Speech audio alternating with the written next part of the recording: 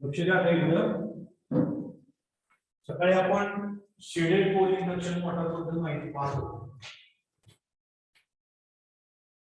Shaded pole induction motor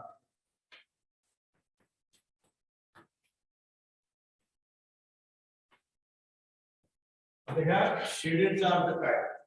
शेडेडचा अर्थ इथं खाच असते. हे ह्याला पोल म्हणतात. हा एक पोल, हा दुसरा पोल. त्या दुसऱ्या पोलला मध्ये खाच पाडतात. थोडी खाच पाडतात. 1/4 साइडला एक स्लिट, ज्याला चीर म्हणतो आपण, अशी खाच पाडतात ह्याच्यामध्ये. आणि 3/4 साइड हे या बाजूला, 1/4 साइड या बाजूला.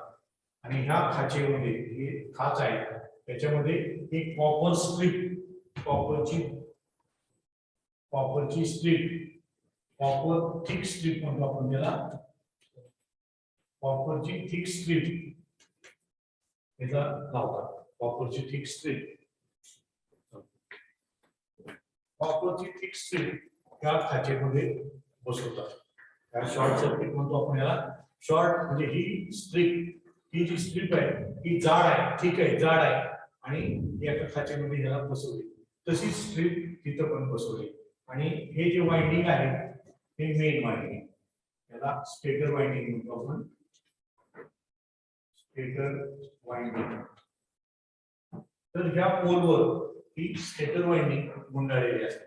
अशा प्रकारे गुंडाळलेली असते की इथं नॉर्थ पोल, इथं साऊथ पोल, दोन पोल तयार होतात या ठिकाणी. तर हे स्टेटर वाइंडिंग आहे. आता ठीक आहे, ही जी स्टेटर वाइंडिंग आहे तिथे एक खाच आहे, आणि ह्या खाचेमध्ये एक कॉपरची जाड स्ट्रीप ह्याच्यामध्ये फिट केलेली असते. आणि तिला शेडेड बँड असं म्हणतात. तिला काय म्हणतात? Shaded band. त्या पट्टीचं नाव आहे शेडेड बँड. आणि ह्या खालचा जो एरिया आहे त्या एरियाला म्हणतात शेडेड एरिया. आणि जिथं पट्टी नाही, जो मोठा एरिया आहे त्या पोलचा हा जो एरिया आहे त्याला म्हणतात अनशेडेड एरिया. Unshielded area. जिथं पट्टी आहे तिला शेडेड एरिया, आणि जिथं पट्टी नाही तिला अनशेडेड एरिया असं म्हणतात या ठिकाणी. इथपर्यंत काय अडचण आहे का सांगा? आणि इथं आपला नेहमीचा स्क्वेअर केज रोटर इथं सेंटरला असतो. आता ह्या रोटरला फिरायला भाग पाडायला आपल्याला कसा हे रोटर फिरतो हे आपण पाहणार आहोत. बोला, ह्यात काय अडचण आहे का विचारा. बोला ना. हा बोला. शरयू, काय अडचण आहे का? आवाज येतोय का? हा, समजते. आता सकाळी आपण घेतलं होतं यातलं. आता आपण पुढे चालू करतोय, पुढचा पार्ट म्हणजे पुढचा पार्ट चालू करतोय. तर लक्ष द्यायचं आता. हे इथं आपण अल्टरनेटिव्ह व्होल्टेज लावतो. हे अल्टरनेटिव्ह व्होल्टेज आहे. हे व्होल्टेज आपण इथं लावलं. हे अल्टरनेटिव्ह व्होल्टेज इथं या स्टेटर वाइंडिंगला अल्टरनेटिव्ह व्होल्टेज लावतो 220 व्होल्ट. तर काय होतं, या वाइंडिंग मधनं करंट वाहतो. या वाइंडिंग मधनं हा अल्टरनेटिव्ह करंट वाहतो. अल्टरनेटिव्ह करंट त्या वाइंडिंग मधनं वाहतो. अल्टरनेटिव्ह करंट वाहतो. त्या करंटमुळे फ्लक्स तयार होतात. स्टेटर फ्लक्स तयार होतात. त्याला मी फायएम असं, स्टेटरचे जे फ्लक्स आहेत त्याला काय म्हणलं? फायएम.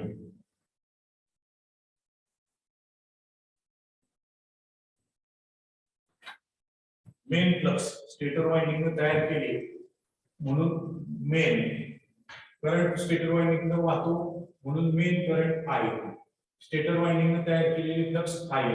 हे फ्लक्स आता अशा पोल पासून इकडून या फ्लक्सचा हा नॉर्थ असेल, हा साऊथ असेल तर वरनं खाली सगळे फ्लक्स वरनं खाली येतात.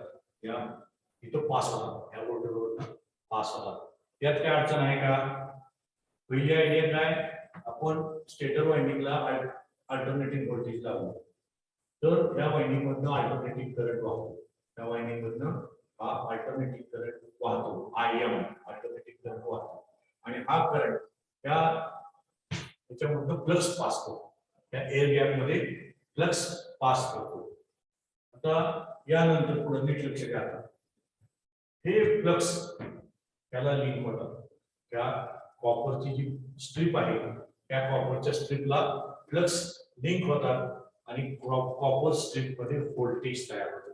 कॉपर स्ट्रीप मध्ये व्होल्टेज तयार होतं आणि हे व्होल्टेज ही स्ट्रीप काय आहे, क्लोज स्ट्रीप आहे, शॉर्ट सर्किटेड स्ट्रीप आहे, त्यामुळे ह्या स्ट्रीप मधून करंट वाहतो.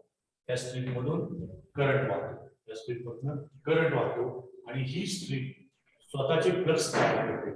तसं मेन वाइंडिंगचे फ्लक्स, त्या मेन स्टेटरचे फ्लक्स फाय, तसं हे कॉपरची वाइंडिंग काय झालं, हे फ्लक्स या कॉपर वाइंडिंगला लिंक झाले, त्यामुळे कॉपर वाइंडिंग मध्ये व्होल्टेज तयार झालं.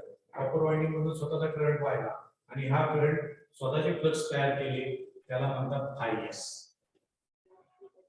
शेडेड बँड मध्ये जे फ्लक्स आहेत त्याला म्हणतात फायएस. दोन्हीतला फरक लक्षात आला का? दोन्हीतला फरक लक्षात आला का?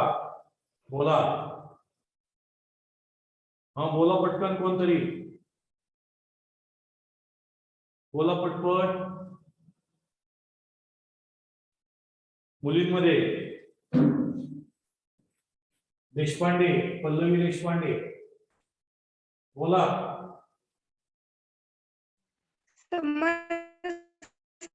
आवाज तुमचा येत नाही. बोला, काय झालं? समजतंय म्हणलं सर, समजतंय. लक्ष द्या म्हणजे तुम्हाला आयडिया क्लिअर होत राहतील. तर ज्याला सप्लाय जोडला, अल्टरनेटिव्ह सप्लाय जोडला, त्या वाइंडिंग मधून करंट व्हायला, अल्टरनेटिव्ह करंट व्हायला आणि या वाइंडिंगनं फ्लक्स तयार केले.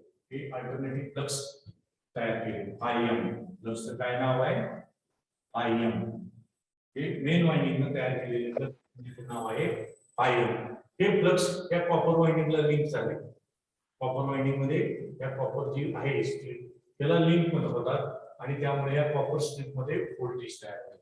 या कॉपर स्ट्रीप मध्ये व्होल्टेज तयार होतं. हे जे तयार झालेलं व्होल्टेज आहे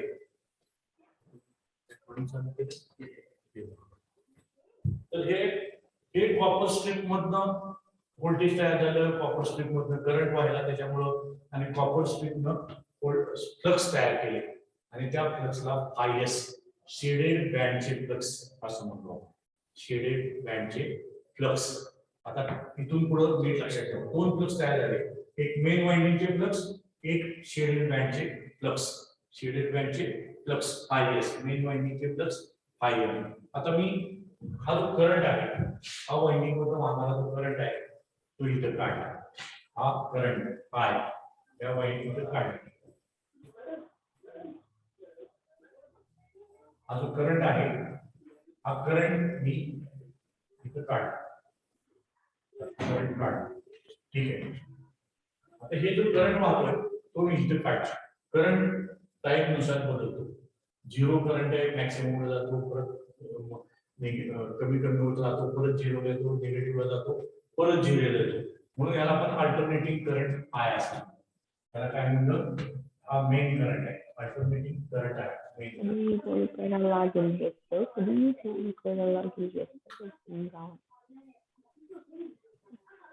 निकिता आवाज येतोय? निकिता स्पीकर तुमचा बंद करा.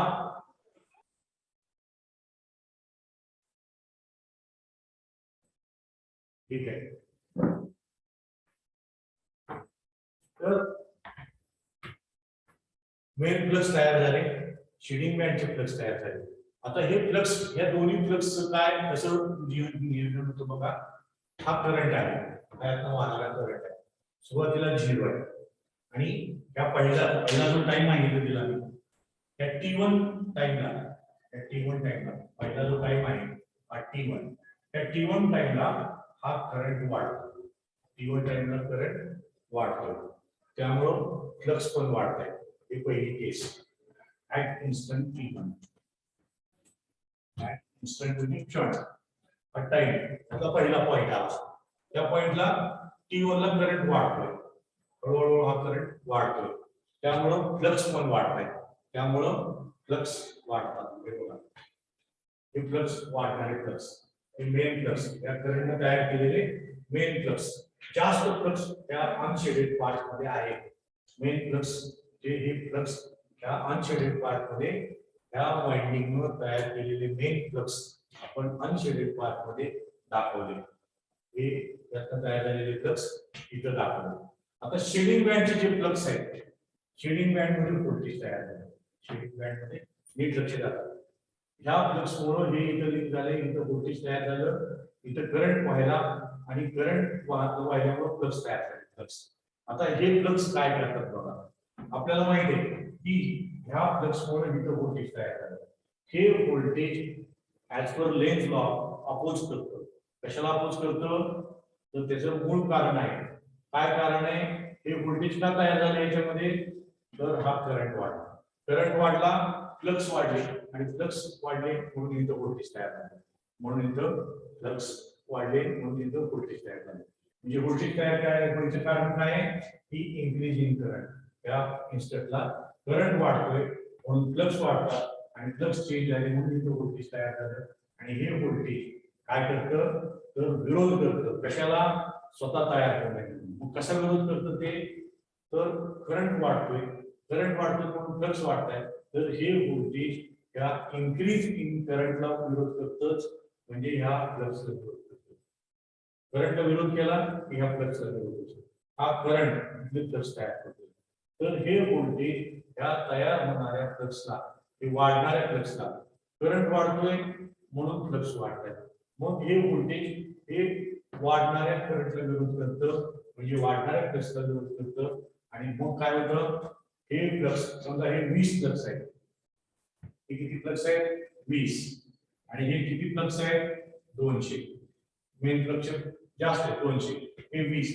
हे 20 फ्लक्स त्या 200 फ्लक्सला विरोध करतो किंवा 50 समजतो 50 आहे. हे 200 फ्लक्स मला मी बोलतो बरोबर. तिकडे आता तुझा बाप तू बघ म्हणतो.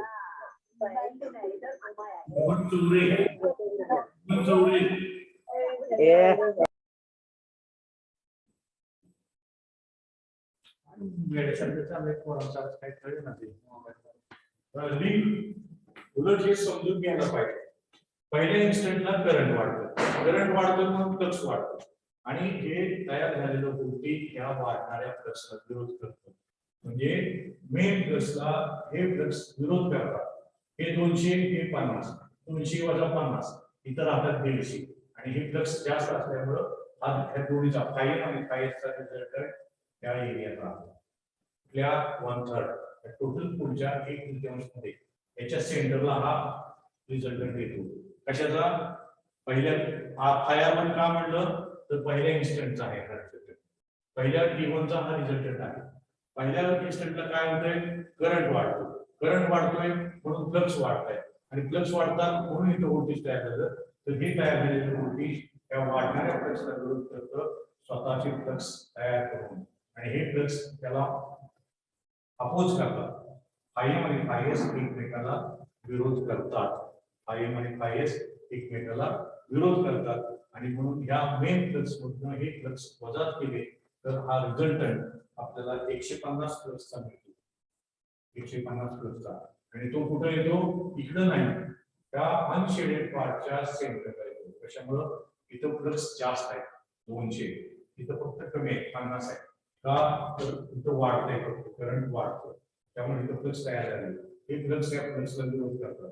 त्या तयार झालेल्या व्होल्टेजच्या प्रॉपर्टीमुळे ऍज पर लेन्झ लॉ जर induced voltage opposes it's basic cause of generation. त्याचं मूळ कारण कशामुळे हे व्होल्टेज तयार होत आहे? फ्लक्स वाढतायत म्हणून. करंट वाढतायत, फ्लक्स वाढतायत म्हणून व्होल्टेज तयार झालं. हे व्होल्टेज या फ्लक्स वाढायला विरोध करतो. कसं? तर हे त्यांनी तयार केलेले शेडेड बँडचे फ्लक्स त्याला विरोध करतात मेन फ्लक्सला. आणि मग ह्या दोघांचा फायएम आणि फायएचा रिझल्टंट हा अनशेडेड पार्ट मध्ये येतो. अनशेडेड पार्टच्या मध्ये येतो. यात काय अडचण आहे का? विचार. पहिली केस करंट वाढतोय त्यावेळेची ही पहिली केस ऍट इन्स्टंट T1. बोला शरीर समजतंय का? शरीर हो सर. तर पहिल्या इन्स्टंट मध्ये करंट वाढतोय म्हणून फ्लक्स वाढताय आणि ह्या वाढणाऱ्या फ्लक्सला या बँड मध्ये तयार झालेलं व्होल्टेज विरोध करतं. तर कसं विरोध करतं तर ह्यांनी तयार केलेले फ्लक्स या मेन फ्लक्सला अपोज करतात.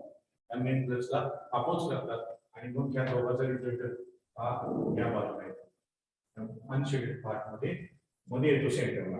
हे सगळं जर 3 भाग केले हा 1/3 आहे आणि हा 2/3 आहे. तर हा 1/3 मध्ये हा फ्लक्स आपल्याला दिसून येतो. ही पहिली केस. यामध्ये मुलांमध्ये कुणाला काय विचारायचं आहे का विचार? मुलांमध्ये काही विचारायचं आहे का? मुलांनो विचारा मुलांनो पटकन. आपल्याला वेळ कमी आहे. 3:15 तुमचं बेस्ट लेक्चर आहे. 3:15 पर्यंत मला हे संपवायचं आहे. मुलांमध्ये आहे का कडलासकर जॉईन झालाय का? हो सर. समजतंय का? बोला हो का नाही? का उशिरा जॉईन झाला? हो. ठीक आहे. तर पहिल्या केस मध्ये काय होतं की हे मेन फ्लक्स आणि हे शेडेड बँडचे फ्लक्स हे एकमेकाला विरोध करतात. करंट वाढतोय त्या करंटला फ्लक्स वाढतात आणि फ्लक्स वाढू नये कारण हे व्होल्टेज तयार झाले त्या वाढणाऱ्या फ्लक्समुळे हे व्होल्टेज याला वाढू द्यायला विरोध करतं. त्याचे फ्लक्स याला अपोज करतात. मेन फ्लक्सला शेडेड बँडचे फ्लक्स अपोज करतात आणि रिझल्टंट या 1/3 एरियामध्ये पडतो. आता दुसरी केस बघा. दुसऱ्या केसला करंट वाढतही नाही आणि खाली येत बघा हा पॉइंट आहे. दुसऱ्या केसचा पॉइंट कुठला आहे? सेंटरचा. या ठिकाणी करंट वाढतही नाही आणि करंट कमी होत नाही. त्यामुळं फ्लक्सची संख्या वाढत नाही. फ्लक्स चेंज होत नाही. करंट वाढला तर फ्लक्स वाढते. करंट कमी झाला तर फ्लक्स कमी होते. पण ह्या पॉइंटला करंट वाढतही नाही कमी होत नाही. त्यामुळं हे फ्लक्स नॉन व्हेरिएबल फ्लक्स असतात. त्याची किंमत कॉन्स्टंट राहते. करंट कॉन्स्टंट त्यामुळे फ्लक्स कॉन्स्टंट 200 तर 200 फ्लक्स तयार होतात. ते कमी होत नाहीत जास्तही होत नाहीत. त्यामुळं काय होतं की इथं व्होल्टेज कधी तयार होतं जर चेंज इन फ्लक्स असेल तर. करंट चेंज झाला तर फ्लक्स चेंज होती. फ्लक्स चेंज झाला तर व्होल्टेज तयार होईल. पण इथं करंट चेंज होत नाही त्यामुळे फ्लक्स मध्ये चेंज होत नाही आणि म्हणून या शेडिंग बँड मध्ये व्होल्टेज तयार होत नाही. शेडिंग बँड मध्ये व्होल्टेज तयार होत नाही. त्यामध्ये T2 केसला काय होतं ऍट इन्स्टंट T2 या सेंटरच्या ह्याला करंट स्थिर आहे. तो वाढतही नाही कमी होत नाही. त्यामुळे हे फ्लक्स बदलत नाही. फ्लक्स बदलत नाही म्हणून इथं व्होल्टेज तयार होत नाही. तुम्हाला ओहम्स लॉ फॅरेडेज लॉ काय म्हणतो? when there is change in voltage when there is change in flux linking with the coil change झाली फ्लक्स त्या कॉइलला लिंक होणार आहे तर व्होल्टेज तयार होतो. इथं फ्लक्सच चेंज होत नाही. करंट कॉन्स्टंट फ्लक्स कॉन्स्टंट आणि त्यामुळे इथं व्होल्टेज तयार होत नाही आणि म्हणून इथं निग्लिजिबल व्होल्टेज किंवा इथं फ्लक्स तयार होत नाही. इथं व्होल्टेज तयार होत नाही करंट तयार होत नाही आणि त्यामुळं फ्लक्स पण तयार होत नाही. फ्लक्स हे जवळपास निग्लिजिबल म्हणजे नियरली 0 फ्लक्स तयार होतात. त्या इन्स्टंटला त्या शेडिंग बँड मधून फ्लक्स तयार होत नाही. नीट लक्ष द्या. का तयार होत नाही तर करंट चेंज होत नाही. करंट चेंज नाही झाला फ्लक्स चेंज होत नाही. फ्लक्स कॉन्स्टंट राहतात आणि हे फ्लक्स कॉन्स्टंट असल्यामुळं ऍज पर फॅरेडेज लॉ जर फ्लक्स चेंज होत नसतील तर यामध्ये व्होल्टेज तयार होत नाही आणि म्हणून व्होल्टेज तयार नाही झालं तर करंट यामध्ये वाहत नाही. करंट नाही व्हायला म्हणून इथे फ्लक्स हायेस्ट शेडिंग बँडचे फ्लक्स 0 राहतात आणि म्हणून हे सगळे जे 200 फ्लक्स जे आहेत इथले जे 200 फ्लक्स आहेत ते पसरतात या पोलमध्ये पसरतात आणि ह्याचा फायएम आणि फायएसचा रिझल्ट सेंटरला येतो. इकडे कडेला होता तो आता सेंटरला. त्याच्यामुळं ते सगळेच्या सगळे फ्लक्स इकडे याला विरोध नाही. हे फ्लक्स याला फ्लक्सच तयार झाले त्यामुळे विरोधाचा प्रश्न येत नाही आणि त्यामुळं हा रिझल्टंट फायएम आणि फायएसचा रिझल्टंट सेंटरला येतो. फायएम आणि फायएसचा रिझल्टंट सेंटरला येतो. समजतंय का? दुसरी केस पल्लवी देशपांडे सर दुसरी केस कळाली का देशपांडे? हा इथं या इन्स्टंटला करंट फिक्स आहे चेंज होत नाही म्हणून फ्लक्स चेंज होत नाही. फ्लक्स चेंज नाही झाले तो व्होल्टेज तयार होत नाही. व्होल्टेज नाही तयार झाल्यामुळे यातनं करंट वाहत नाही. करंट नाही व्हायला तरी फ्लक्स तयार करत नाही आणि मग शेडेड बँडचे फ्लक्स 0 इथले फ्लक्स 200 हे सगळेचे सगळे फ्लक्स इथं आणि सगळीकडे पसरतात ते मेन प्लस आणि रिझल्टंट सेंटर. आता तिसरी केस बघा, की तिसऱ्या केसमध्ये करंट डिक्रीज होतोय. काय होतोय? करंट डिक्रीज होतोय, म्हणून हे फ्लक्स कमी होतात. करंट वाढतो, फ्लक्स वाढतात. करंट स्टेबल आहे, इथं फ्लक्स स्टेबल आहे. करंट कमी कमी व्हायला लागला तर हे मेन फ्लक्स कमी कमी होतात. इथं 200 असतील तर इथं आता 100 फ्लक्स तयार झाले म्हणून समजा. इथं इन करंट वाढत होता म्हणून फ्लक्स वाढत होते.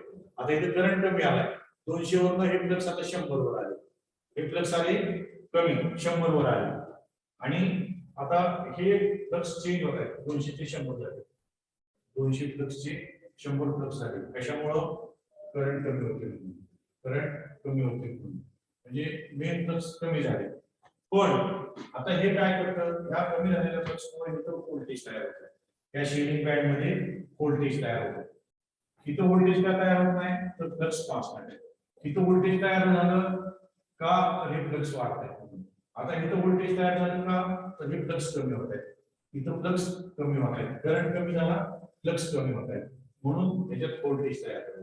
मग हे तयार झालेलं व्होल्टेज काय करतं? त्या डिक्रीजिंग करंटला, म्हणजे करंट कमी होते त्याला आणि फ्लक्स कमी होते याला विरोध करतं. फ्लक्स कमी होते याला विरोध करतं. कसं विरोध करतं? तर हे स्वतःचे फ्लक्स वाढवतं आणि ते ह्याच्यामध्ये मिळवतं. म्हणजे फायम आणि फायस एकमेकाला सपोर्ट करतात, इथं एकमेकाला विरोध करतात. का? तर करंट वाढतोय, करंट वाढतोय, फ्लक्स वाढतात, म्हणून हे व्होल्टेज फ्लक्स वाढून द्यायला विरोध करतं, म्हणून फायम फायस एकमेकाच्या विरोधात आहे. इथं फ्लक्स कॉन्स्टंट आहे, इथं व्होल्टेजेस तयार होत नाही, करंट तयार होत नाही, शेडिंग बँडचे फ्लक्स 0 आणि म्हणून मेन फ्लक्स सगळीकडे पसरतात. आता तिसऱ्या केसमध्ये करंट कमी होतोय, करंट कमी होतो म्हणून फ्लक्स कमी होतात, मेन फ्लक्स कमी होतात आणि फ्लक्स कमी व्हायला लागले म्हणून इथं व्होल्टेज तयार झाले. इथं फ्लक्स वाढले म्हणून व्होल्टेज तयार झालं, इथं फ्लक्स कमी व्हायला लागले म्हणून व्होल्टेज तयार झालं. मग हे व्होल्टेज काय करतं? हे फ्लक्स कमी होणार नाही याची काळजी घेतं. तर ह्या फ्लक्सला कमी होऊ देत नाही. कसं कमी होणार नाही? स्वतःचे फ्लक्स याला सपोर्ट करतात, शेडिंग बँडचे फ्लक्स याला सपोर्ट करतात. म्हणजे हे जर 50 फ्लक्स असतील तर हे किंवा इथं आता हे स्वतःचे जास्त फ्लक्स तयार केले, त्यांनी 200 फ्लक्स तयार केले, तर हे 100 आणि हे 200. तर आता रिझल्टंट आता इथं मध्ये सेंटरला होता, तर तो रिझल्टंट आता शेडिंग बँड मध्ये येतो. कशामुळे रिझल्टंट शेडिंग बँड मध्ये येतो? R3. कशामुळं? तर इथं हेवी फ्लक्स तयार होतात, इथं 50 फ्लक्स आहेत, इथं 50, इथं 150, शेवटी बेरीज 200 आली पाहिजे. इथं 200, इथं 50, एकमेकाला विरोध करतात कडेला. इथं 50, इथं जास्त फ्लक्स तयार झाले. कशामुळं? हे व्होल्टेज फ्लक्स वाढवतं. का वाढवतं? तर इथले फ्लक्स कमी व्हायला लागले, मेन फ्लक्स कमी व्हायला लागले, करंट कमी व्हायला लागला, फ्लक्स कमी व्हायला लागले, मेन फ्लक्स कमी व्हायला लागले. मग हे इथं शेडिंग बँडचे फ्लक्स याला मदत करतात, शेडिंग बँडचे फ्लक्स याला मदत करतात. जे फायम आणि फायस हे एकमेकाला मदत करतात आणि या ठिकाणी हा जो रिझल्टंट आहे हा कडेला होता, फायर होता, इथं फायर तुला या दुसऱ्या इन्स्टंटला मध्ये आला आणि तिसऱ्या इन्स्टंटला त्या शेडिंग बँड मध्ये आला. या दोन फ्लक्सचा रिझल्टंट शेडिंग बँड मध्ये येतो, कारण इथं जास्त फ्लक्स तयार होतात, इथले फ्लक्स कमी झाले आणि इथले फ्लक्स वाढतात, हे फ्लक्स या फ्लक्सला मदत करतात आणि रिझल्टंट इथं शेडेड बँड मध्ये रिझल्टंट येतो. तिसऱ्या केसमध्ये, त्या केसमध्ये करंट कमी होतो म्हणून फ्लक्स कमी होतात, फ्लक्स कमी व्हायला लागले म्हणून शेडेड बँडचे फ्लक्स याला मदत करतात. इथं हेवी जास्त फ्लक्स तयार होतात, हे जे फ्लक्स कमी व्हायला लागले म्हणून इथं हेवी फ्लक्स तयार होतात आणि हे एकमेकाला मदत करतात आणि इथं रिझल्टंट हा दोन्हीचा रिझल्टंट आता उजव्या बाजूला येतो, त्या बाजूला येतो. लक्षात आलं का? कळालं का? हो का नाही? शरयू? हो सर. ही इन्स्टंट 3 आहे, तिसरा इन्स्टंट करंट डिक्रीज होतानाचा इन्स्टंट. हा करंट स्टेबल असताना इन्स्टंट आणि हा करंट इन्क्रीज होत असताना इन्स्टंट. आता हे 3 इन्स्टंट, हा फायर 1 आहे, हा फायर 1, हा पहिला फायर 1, IR1 त्या दोन्हीच्या सेंटरला पहिल्या केसमध्ये, दुसरा ह्या कोणाच्या सेंटरला दुसरा काय येतो त्या IR2 हे फ्लक्स IR2 आणि तिसरा इथं शेडेड पार्ट मध्ये तिसरा काय आहे शेडेड पार्ट मध्ये IR3 हे तीन फ्लक्स हे IR2 रिझल्टंट फ्लक्स आहे IR1 IR2 IR3 अशा प्रकारे रिझल्टंट डाव्या बाजूकडनं उजव्या बाजूकडे आता रोटेटिंग मॅग्नेटिक फील्ड कसं तयार होत आहे तर इकडून इकडं फ्लक्स वाढत आहे रिझल्टंट फ्लक्स डाव्या बाजूकडनं उजव्या बाजूकडे येतो रिझल्टंट फ्लक्स तसंच आता खालच्या बाजूला हे IR1 मध्ये सेंटरला IR2 आणि इथं IR3 बघा इकडून इकडं येतात तिथून इकडं असं रोटेटिंग मॅग्नेटिक फील्ड तयार कसं तयार होतं असं रोटेटिंग मॅग्नेटिक फील्ड तयार होतं कशामुळं हा रिझल्टंट डाव्या बाजूकडून उजव्या बाजूकडे इथं आहे डाव्या बाजूला इथं आहे मध्ये इथं आहे उजव्या बाजूला तेच इथे काढलं की डाव्या बाजूला हा मध्ये आणि हा उजव्या बाजूला रिझल्टंट उजव्या बाजूकडे फिरतो तसाच इथून पण इकडे फिरतो आणि म्हणून इथं रोटेटिंग मॅग्नेटिक फील्ड तयार होतो आणि हा टॉर्क याला या रोटरला ह्या दिशेने फिरायला पडतं त्या रोटरला त्या आताची ज्या सगळ्या तीन कंडिशन दाखवल्या त्यामुळं हा रिझल्टंट फ्लक्स त्या रोटरला या दिशेने फिरायला भाग पाडतं त्या दिशेने फिरायला भाग पडतं आणि मोटार चालू होतो क्लॉकवाईज सेल्फ स्टार्टिंग होतो मोटार हे त्याला म्हणतात शेडेड इंडक्शन मोटार त्याला काय म्हणतात मोटार कशी चालू झाली तर हा जो रिझल्टंट आहे IR1 IR2 IR3 हा डाव्या बाजूकडून उजव्या बाजूला अनशेडेड पार्ट पासून शेडेड पार्ट कडे शिफ्ट होतो कसा शिफ्ट होतो मी तुम्हाला सांगितलं सुरुवातीला इथं फ्लक्स जास्त असतात तिथं हे एकमेकाला विरोध करतात फायएम आणि फायएस एकमेकाला विरोध करतात रिझल्टंट इथं राहतो इथं फायएस तयारच होत नाही फायएम सगळीकडे बसवतो IR2 सेंटरला येतो इथं शेडेड बँड मध्ये फ्लक्स जास्त होतात तिथे फ्लक्स कमी असतात रिझल्टंट शेडेड बँड मध्ये येतो अशा प्रकारे रिझल्टंट डाव्या बाजूकडनं उजव्या बाजूकडे जातो डाव्या बाजूकडनं उजव्या बाजूकडे जातो तीच कंडिशन इथं दाखवली ही आहे डावी बाजू त्यामुळे हे इथं पहिला इथं मध्ये सेंटरला दुसरा आणि शेडेड बँड मध्ये तिसरा इथून इकडं म्हणजे असा टॉर्क तयार होतो त्या रोटरला फिरायला हे रिझल्टंट फ्लक्स म्हणजे हे रोटेटिंग मॅग्नेटिक फील्ड तयार झालं त्याच्यावरती रोटेटिंग मॅग्नेटिक फील्ड तयार झालं आणि मग मोटार सेल्फ स्टार्ट मग मोटार चालू होते आणि अशा प्रकारची जी सिस्टीम असते तिला shaded pole induction motor shaded pole induction motor बोला यात काय अडचण आहे का विचारा त्याचा एक फोटो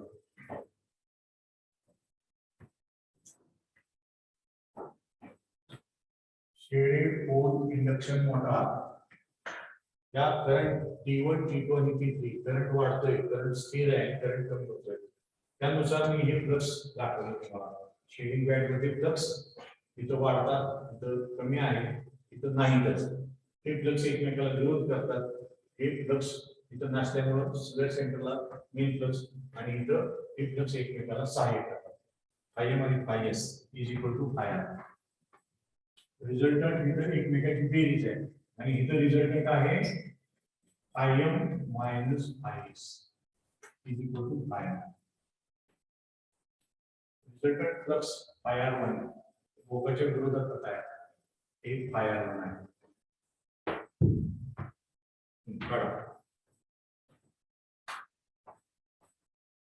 पुस्तक वाचल्यानंतर तुम्हाला या आयडिया क्लिअर होत नाही तुम्हाला समजून घेतलं पाहिजे समजून घेतलं तरच तुमच्या आयडिया क्लिअर होत राहतील समजतंय का बोला कळलंस तर हा कळलंस तर समजतंय का बोला हो सर हा शरीर एक स्क्रीनशॉट काढा हा सर टाकते हा टाका आपण 3:15 पर्यंतच घेणार आहोत 3:15 लिंक आली की मी तुम्हाला सांगतो गेस्ट लेक्चर आहे तोपर्यंत आपण यातलं आयडियाज क्लिअर करून घेऊ. तर ह्याला म्हणतात शेडेड पोल इंडक्शन मोटर. हे आहे पोल, त्याला खाच पाडली आणि ह्याच्यामध्ये बँड टाकला, शेडिंग बँड टाकला म्हणून ह्याला शेडेड पोल म्हणतात. ह्याला शेडेड पोल म्हणतात आणि म्हणून ह्या मोटरचं नाव आहे शेडेड पोल इंडक्शन मोटर. मोटरचं नाव आहे शेडेड पोल इंडक्शन मोटर. ठीक आहे. आता यामध्ये हे मग हा जी मोटर आहे ही मोटर कन्स्ट्रक्शनला सोपी आहे. Simple construction. त्याच्यामुळे कॉस्ट कमी आहे, त्याचा खर्च पण कमी आहे, ऑपरेशन इझी आहे, ऑपरेशन सोपं आहे. त्याच्यामध्ये काय अडचण नाही. फक्त स्टार्टिंग टॉर्क कमी राहतो की ह्याच्यावर तुम्ही जास्त लोड घेतला तर मोटर चालू होत नाही, कारण त्याचा स्टार्टिंग टॉर्क हा कमी असतो. स्टार्टिंग टॉर्क इज लेस. या मोटरचा स्टार्टिंग टॉर्क कमी असतो. लक्षात आलं का मुलांनो? लक्षात येते का? आता आपण त्याचे हे बघूया. म्हणजे वापर ऍप्लिकेशन्स जे आहेत तर ऍप्लिकेशन्स तुम्हाला हे करतो. तर हे मोटरचे ऍडव्हान्टेजेस काय आहेत बघा. या मोटरचे ऍडव्हान्टेजेस मध्ये त्यांनी दिलंय की ऍडव्हान्टेजेस खर्च कमी आहे, कन्स्ट्रक्शन सोपं आहे आणि त्याच्यामुळे त्याचा खर्च कमी आहे, कॉस्ट कमी आहे. सोपे कन्स्ट्रक्शन सोपं आहे, सिंपल कन्स्ट्रक्शन आहे आणि किमतीला कमी आहे. डिसएडव्हान्टेजेस काय आहे तर डिसएडव्हान्टेज मध्ये स्टार्टिंग टॉर्क हा कमी असतो, लो स्टार्टिंग टॉर्क, आणि दुसरा लो पॉवर फॅक्टर. त्यामध्ये दोन आहेत. जास्त लोड तुम्ही चालू करू शकत नाही. डिसएडव्हान्टेजेस हेवी लोड तुम्ही चालू करू शकत नाही. जसं कॉम्प्रेसरला आपल्याला हेवी लोड लागतो कॅपॅसिटर स्टार्ट इंडक्शन मोटर मध्ये, तसं ही मोटर तुम्ही वापरू शकत नाही. पण ह्याचा टॉर्क म्हणजे मेकॅनिकल फोर्स हा स्टार्टिंगला सुरुवातीला कमी असतो आणि दुसरा low power factor. Power factor म्हणजे एमएससीबी कडनं पॉवर घ्यायची जास्त, वापरायची कमी आणि बाकीची वेस्ट होते. त्यामुळे लो पॉवर फॅक्टर हे दोन महत्वाचे दोष आहेत त्याच्यामध्ये. किंमत कमी आहे, कन्स्ट्रक्शन आहे, हे आहे त्याचे ऍडव्हान्टेजेस. काय आहे? सिंपल कन्स्ट्रक्शन, रचना साधी आहे, आणि दुसरं लो कॉस्ट, किंमत कमी आहे इतर मशीनच्या मागे. मग ह्या अशा मशीनचा वापर फॅन मध्ये करतात. फॅन्स युजेस म्हणतो. फॅन्स मध्ये या मशीनचा वापर होतो, कारण फॅन त्याचा स्पीड सुरुवातीला कमी असला तरी चालतो, हळूहळू स्पीड वाढतो. फॅन्स नंतर वॉशिंग मशीन मध्ये याचा उपयोग होतो. वॉशिंग मशीन मध्ये याचा उपयोग करतात. फॅन्स, वॉशिंग मशीन आणि आणखी याच्यामध्ये table fan, washing machine, blower आहेत. ब्लोअर्स म्हणजे हवेचा झोत पाडतो, ब्लोअर म्हणतो आपण त्याला.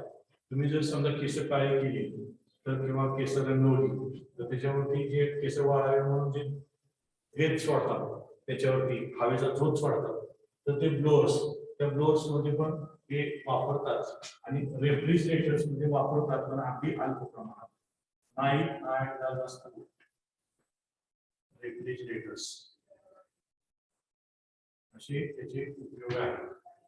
असे त्या मशीनचे, त्या शेडेड पोल इंडक्शन मोटरचे उपयोग आहेत. बोला, यात काय अडचण आहे का? विचारा.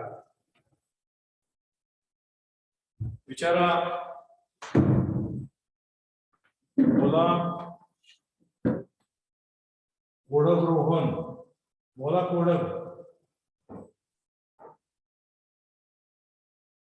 रोहन चौरे बोला. कोणतरी मुलामध्ये एक जण बोला. वैभव पाटील बोला. वैभव पाटील आवाज तरी येतो का नाही माझा तुमच्यापर्यंत? तुम्ही इतके थंड आहेत म्हणजे. हो सर समजतं. हो सर, हो सर. तर अशा प्रकारे आपण आता या जे सिंगल फेज इंडक्शन मोटार आहे या 4 टाईपच्या पहिल्या सकाळपासून रेजिस्टन्स स्प्लिट फेज मोटार फक्त रेजिस्टर आणि हायली इंडक्टिव्ह असते पहिली आणि एक असते रेजिस्टिव्ह. ते पहिला प्रकार पाहिला. दुसऱ्यामध्ये कॅपॅसिटरचा वापर केला ऑक्झिलरी वाइंडिंग स्टार्टिंग वाइंडिंग सोबत, त्याला कॅपॅसिटर स्टार्ट इंडक्शन मोटार म्हणतात. तिसरा जो उपयोग आहे, तिसरा जो प्रकार पाहिला तर कॅपॅसिटर स्टार्टिंग साठी आणि एक कॅपॅसिटर थ्रूआउट मोटार रनिंग करत असताना रन होत असताना असतो, म्हणून त्याला कॅपॅसिटर स्टार्ट अँड रन ही तिसरा टाईप तुम्हाला सकाळी समजावून सांगितला. आता हा चौथा टाईप आहे शेडेड पोल इंडक्शन मोटार. तर असे 4 टाईप सिंगल फेजचे आपण आता पाहिलेले आहेत. अजून आपल्याला पाहिजे single phase AC series motor. हा एक आहे युनिव्हर्सल मोटार, हा दुसरा टाईप आहे. आणि सर्वो मोटार असे 3 मोटार्स आहेत. युनिव्हर्सल मोटार जास्त मोठे आहे, त्याचे 2 टाईप्स आहेत. ते आपण आता पुढच्या लेक्चरला आता म्हणजे आज तरी आपण थांबतो इथं. उद्या शनिवारी जर वेळ मिळाला तर मी एखादी त्यातली मोटार घेईन त्यातली, नाहीतर मग पुढच्या आठवड्यात बघूया कसं आपल्याला नियोजन आहे. आता सगळ्यात महत्वाचं म्हणजे तुमचे सबमिशन 21 तारखेपर्यंत करायचं आहे. तर शक्य असेल तर तुम्ही फिजिकली येऊन पवार मॅडमला तुमचं सबमिशन करा. सबमिशन करताना हार्ड कॉपी आणा. त्या मॅडमने जे काही तुम्हाला शिकवलं आहे असाइनमेंटची कॉपी एक. असाइनमेंट म्हणजे तुमचे एमसीक्यू आतापर्यंत 4 दिले मी तुम्हाला, हो का नाही? किती झाले? 4 एमसीक्यू तरी 4 टॉपिक सर. हा 4 टॉपिकचे एमसीक्यू ना? हा 4 टॉपिकचे एमसीक्यू लिहून आणायचे. 4 एमसीक्यू म्हणजे असाइनमेंट, 4 असाइनमेंट. 5वी असाइनमेंट मी नंतर देतो. तुमच्या शक्य झालं तर तुम्ही जे चालू जे चॅप्टर आहे त्याची एमसीक्यू मी तुम्हाला चॅप्टर संपल्यानंतर देतो. ते असाइनमेंट मध्ये तुम्ही आता नाही लिहिलं तरी चालेल, पण नंतर लिहून काढा.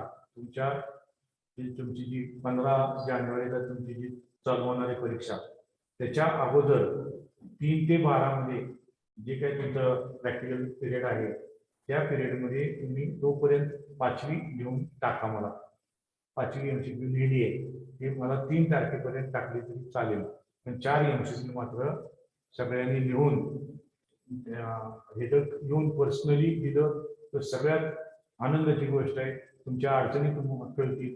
आणि जर समजा तुम्हाला अडचण असेल, खूप लांब राहत आहे, काही अडचणी आहेत, आजारी आहे काय, तर अशा केसेस मॅडमला समजावून सांगा काय तुमची अडचण आहे. पण निष्कारण टाळू नका. निष्कारण यायचं टाळू नका. या भेटा, तुमच्या अडचणी समजून तुमच्या ज्या प्रॉब्लेम्स आहेत ते क्लिअर करा. ठीक आहे, आज थांबतोय आपण इथं. तुमच्या 3:15 आता लिंक पडली का? हा बोला. आपल्या सब्जेक्टचा असाइनमेंट ऑनलाईन सबमिट करायचंय का ऑफलाईन? असाइनमेंट तुम्ही उद्या सबमिशनला 21 तारखेच्या सबमिशन आहे ना त्यावेळेला आणून दाखवा. त्या असाइनमेंट लिहिलेल्या तुम्ही ज्या नोटबुक मध्ये तुम्ही लिहिलाय ती नोटबुक घेऊन या असाइनमेंटच्या वेळेला, सबमिशनच्या वेळेला. समजलं का? आपले किती 6 असाइनमेंट आहेत का सर?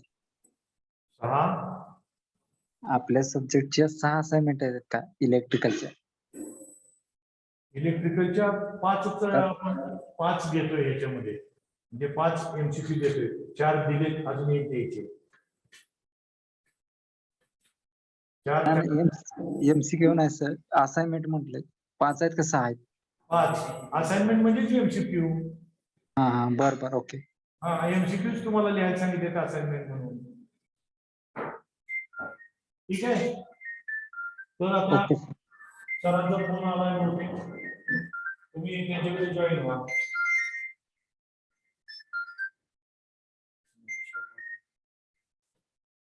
हॅलो हॅलो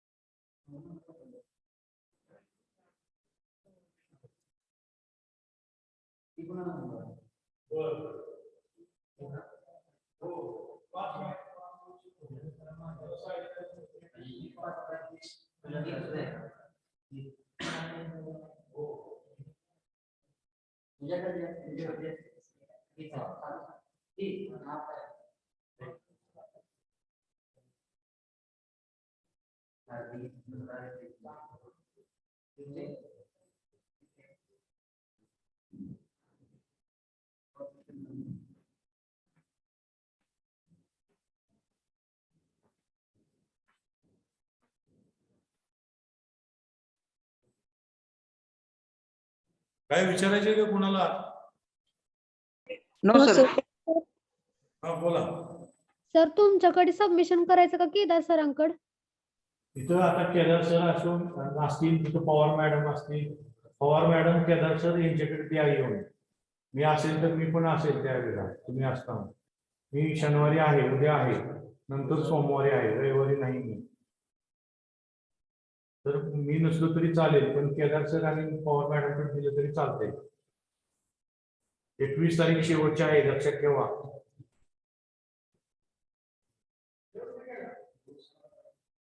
लेट करू नका, जॉईन व्हा, लवकर द्या.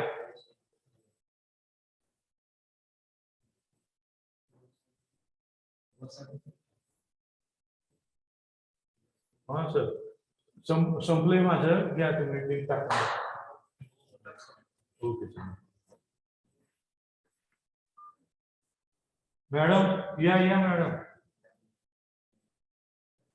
पवार मॅडम या. करा का झालं माझं? झालं.